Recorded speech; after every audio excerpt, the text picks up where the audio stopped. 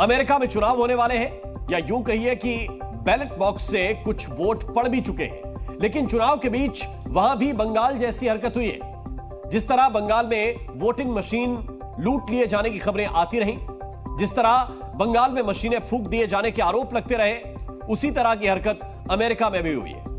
वहां भी लोकतंत्र के पर्व में घिनौना मजाक किया गया। क्या है ये पूरी खबर, आपको दिखाते हैं इस रिपोर्ट में। अमेरिका के चुनाव में महज 7 दिन बाकी हैं। उससे ठीक पहले बैलेट बॉक्स जला दिया गया। बैलेट बॉक्स को बम से उड़ाने की कोशिश की गई।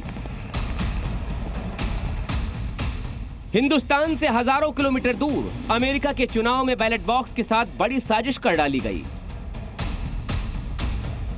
और यह सब कुछ हुआ वॉशिंगटन के वैंकूवर में, जहां बैलेट बॉक्स में आग की वजह से सैकड़ों की तादाद में लोगों के अनमोल वोट जलकर राख हो गए। इसी तरह दूसरी घटना ओरेगन के पोर्टलैंड में हुई। वहां भी इसी तरह से बैलेट बॉक्स में आग लगा दी गई। हालांकि यहां पर कुछ ही बैलेट पेपर जल पाए, बाकियों को बचा लिया गया।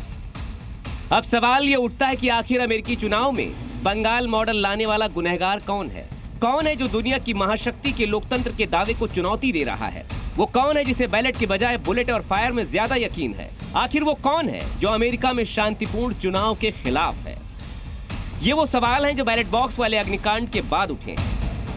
खास बात यह है कि अमेरिकी सर्वे में देश के 75% लोगों को इस बार राष्ट्रपति चुनाव में हिंसा का डर है। 2020 चुनाव के बाद भी ट्रंप समर्थकों ने चुनाव परिणामों को गलत बताते हुए आगजनी और तोड़फोड़ की थी।